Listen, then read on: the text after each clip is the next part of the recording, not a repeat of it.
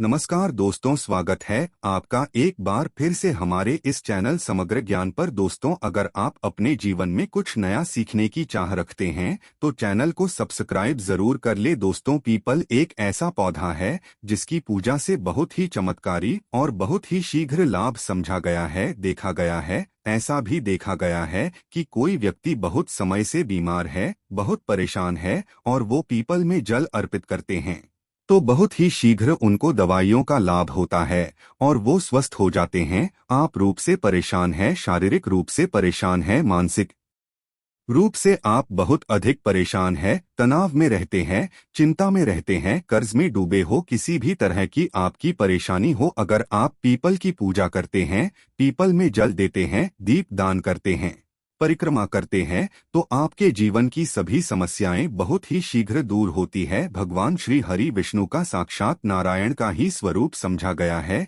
इस वृक्ष को, और भगवान श्री कृष्ण ने खुद गीता में ये बात कही भी है कि वृक्षों में मैं पीपल हूँ। तो जब हम भगवान श्री हरि विष्णु की पूजा करते हैं या फिर हम पीपल वृक्ष की पूजा करते हैं तो बहुत ही शीघ्र हमें लाभ हासिल होता है। पीपल के वृक्ष में भगवान श्री हरि विष्णु के अलावा 33 कोटि देवी देवताओं का भी वास समझा गया है, और जो हमारे पितृ होते हैं, पूर्वज होते हैं, उनकी दिव्य आत्माएं भी पीपल के वृक्ष में निवास करती हैं। तो जब हम पीपल की पूजा करते हैं बहुत ही शीघ्र चमत्कारी रूप से लाभ हासिल होता है। कारण क्या है? क्योंकि इस एकमात्र वृक्ष के पूजन से सभी देवी देवताओं का आशीर्वाद हमें हासिल होता है, भगवान श्री हरि विष्णु की कृपा हमें हासिल होती है, और हमारे पूर्वज यानी जो हमारे पितृ होते हैं उनका भी आशीर्वाद हमें हासिल हो जाता है। क्योंकि मात्र इस वृक्ष के पूजन से हम सबकी पूजा एक साथ कर लेते हैं तो सबकी कृपा भी हमें बहुत ही शीघ्र मिल जाती है।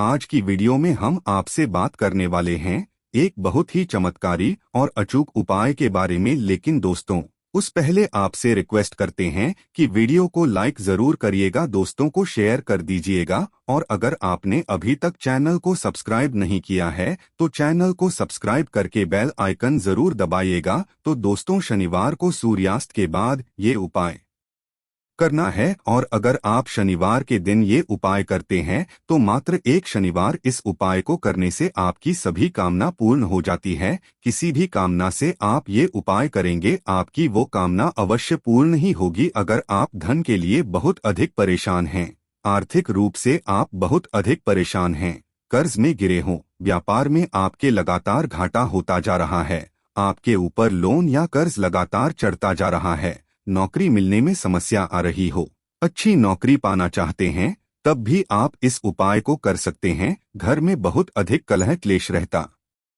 है, खर्च अधिक है और धन का आगमन बहुत कम है, तब भी आप इस उपाय को करें, शीघ्र ही लाभ होगा। और कई बार ऐसा होता है कि आपके पास धन तो बहुत आता है लेकिन वो धन बेवजह के खर्चे में निकल जाता है, या तो बीमारियों में, या फिर आप ब्याज भर देते हैं, या लड़ाई झगड़े कोर्ट कचहरी के चक्कर में आपके धन का खर्च हो रहा है, धन का सदुपयोग नहीं कर पाते हैं, और जब भी आपको धन की आवश्यकता होती है आपको कर्ज लेना पड़ता है। अगर आप इस समस्या से परेशान हैं, मतलब धन के किसी भी तरह की समस्या से आप परेशान हो, घर में कलह क्लेश से परेशान हो, तो इस उपाय को करें, शीघ्र ही आपको लाभ होगा। माँ लक्ष्मी की अपार कृपा हासिल हो जाती है। इस उपाय को करने से धन संचय भी होगा, धन आगमन भी होगा, व्यापार में भी आपको लाभ होगा और नौकरी की समस्याएं दूर होंगी। बहुत ही अचूक उपाय है, आजमाया हुआ उपाय है। अगर आप विश्वास से करेंगे आपको लाभ बहुत ही शीघ्र हासिल होगा, और मात्र एक शनिवार ये उपाय करना है। बस मन में विश्वास रखकर में करें, आपका कोई भी काम हो अवश्य बनेगा। करना क्या है?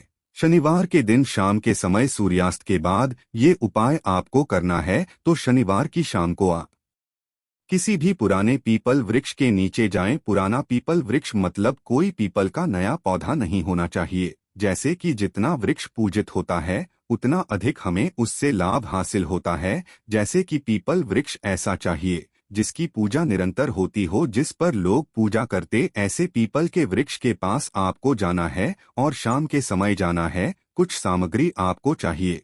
जब आप पीपल वृक्ष के नीचे जाते हैं तो थोड़ी सी रोली चाहिए और एक छोटा सा लाल कपड़े का टुकड़ा ले सकते हैं। आप जैसे एक लाल रुमाल भी चलेगा, जो भी आपके पास उपलब्ध हो ले लीजिए। लाल कलावा चाहिए जो हम हाथ में बांधते हैं, मौली जो पूजा के समय हाथ में बांधा जाता है उसे कलावा कहते हैं। वो आपको चाहिए तो थोड़ा सा ज्यादा ले लीजिए, उसका प्रयोग आप वहां पर करना पड़ेगा। इसके अलावा आपको चाहिए एक आटे का दीपक, आप गाय का घी लेकर जाएं और उससे प्रज्वलित करें, या फिर तिल का तेल होना चाहिए। सरसों के तेल से आज हम प्रज्वलित नहीं करेंगे क्योंकि हम ये प्रयोग जो कर रहे हैं धनदायक प्रयोग कर रहे हैं, मनोकामना पूर्ण करने के लिए ये प्रयोग किया जा रहा है। आटे का दीपक, जैसा कि आप सभी जानते हैं, मनोकामना पूर्ति के लिए बहुत ही अचूक उपाय होता है। आटे का दीपक अगर आप प्रज्वलित करें किसी भी कामना के लिए तो बहुत ही शीघ्र आपकी कामना पूर्ण हो जाती है। तो हमें ये आटे का दीपक और जो भी सामग्री है ये लेकर शाम के समय जाना है। सूर्यास्त के समय, यानी कि जब सूर्यास्त हो रहा हो उस समय हमें जाना है। सूर्यास्त के बाद से लेकर आपको 8 बजे रात्रि तक पीपल की पूजा कर लेनी है। इसके बाद आपको पीपल की पूजा नहीं करनी चाहिए। पीपल वृक्ष के नीचे कभी भी देर रात में नहीं जाना चाहिए। तो 8 बजे से पहले आपको ये उपाय कर लेना है। इसके लिए आप समय पर पीपल वृक्ष के नीचे पहुंच जाएं। अब करना क्या है, सर्वप्रथम जब आप पीपल के नीचे जाएंगे तो आप पीपल देवता को, पीपल वृक्ष को प्रणाम कीजिए। उसके बाद सभी देवी देवताओं को प्रणाम कीजिए, भगवान श्री हरि विष्णु को प्रणाम कीजिए, नमस्कार कीजिए। सभी जो हमारे पितृ पूर्वज होते हैं उन सबको हृदय से नमस्कार कीजिए। और इसके साथ ही आपको हनुमान जी को नमस्कार करना है, शनिदेव को नमस्कार करना है। शनिवार का दिन है तो शनिदेव को अवश्य नमस्कार करें और इसके साथ ही हनुमान जी की भी आप आराधना करनी है। आटे का दीपक जो आप लेकर गए हैं पीपल वृक्ष के नीचे, पीपल वृक्ष की जड़ के पास जला दीजिए। उसके बाद आप एक बार हनुमान चालीसा का पाठ कर लीजिए। हनुमान जी का ध्यान करके मन में हनुमान जी को स्मरण करते हुए एक बार हनुमान चालीसा का पाठ कीजिए। और जब आपका पाठ पूरा हो जाता है तब आपको पीपल का जो वृक्ष है उसमें एक पत्ता देखना है, एक बड़ा पत्ता, लगा हुआ ही पत्ता होना चाहिए। पीपल का पत्ता आपको तोड़ना नहीं है, वृक्ष में ही लगा रहे वो पत्ता। और उसी पत्ते पर आपको जो आप रोली लेकर गए हैं आप इसे थोड़ा सा जल देकर आप उसे गीला कर लीजिए। और उसके बाद आपकी मनोकामना उस पीपल पत्ते पर अपनी अनामिका उंगली से लिखनी है। रोली में थोड़ा सा जल मिलाकर उसके बाद अपनी अनामिका उंगली से आपकी जो भी मनोकामना है, जो भी आपकी इच्छा है, जो भी परेशानी है आपकी, आप उस पर लिख दीजिए। जैसे आपको व्यापार में वृद्धि, व्यापार में धन चाहिए, व्यापार में लाभ चाहिए तो ये लिख सकते हैं। नौकरी की समस्या है तो आप नौकरी लिख दीजिए। और अगर आपको धन की समस्या है, कर्ज की समस्या है, जिस भी परेशानी से आप मुक्ति पाना चाहते हैं उस परेशानी को आपको उस पत्ते पर लिखना है। इसलिए थोड़ा सा बड़ा पत्ता हो, इस तरह से आपको पत्ता चुनना है, पत्ता तोड़ना नहीं है। ये आपको ध्यान रखना है। जब आप अपनी मनोकामना लिख देते हैं उसके बाद उसी पत्ते वाली के ऊपर आपको 7 बार जो आप कलावा लेकर गए हैं वो बांध देना है। कलावे को 7 बार घुमा दीजिए और बहुत ढीला बांधिए ताकि पत्ता टूटे ना। बहुत आराम से उसको बांध दीजिए। उसके बाद जो बचा हुआ कलावा है उसे आप अपने दाहिने हाथ में बांध लीजिए, 7 बार लपेट लीजिए। अगर थोड़ा सा ही कलावा हो तो उतना भी बांध सकते हैं, लेकिन अगर आपके पास अधिक कलावा बचा हुआ है तब 7 बार अपने हाथ में भी घुमाकर बांध लीजिए। इसके बाद आपको पीपल वृक्ष की छाया में ही बैठकर एक मंत्र का जाप करना है। बहुत ही चमत्कारी मंत्र है, अचूक मंत्र है, नोट कर लीजिए। हम स्क्रीन पर भी इसको आपको दे रहे हैं, आप इस मंत्र को नोट कर लीजिए। ओम स्वाहा, ओम वत् स्वाहा। इस मंत्र का जप आपको पीपल वृक्ष की छाया में करना है। पीपल वृक्ष की छाया में बैठकर जपा गया कोई भी मंत्र बहुत ही शीघ्र सिद्ध हो जाता है और बहुत ही शीघ्र आपकी कामना को पूर्ण कर देता है। आप चाहे चालीसा का पाठ करें, सुंदर कांड का पाठ करें या फिर कोई भी पाठ, कोई भी मंत्र अगर आपको करना हो तो अगर आप पीपल वृक्ष की छाया में बैठकर करते हैं तो बहुत ही शीघ्र आपके मन की कामना पूर्ण हो जाती है। पीपल वृक्ष के नीचे बैठकर, छाया में बैठकर अगर हम अपने मन की कोई बात कहते हैं, कोई समस्या कहते हैं तो उसका निवारण बहुत शीघ्र हो जाता है। इसलिए आपको ये जो जप करना है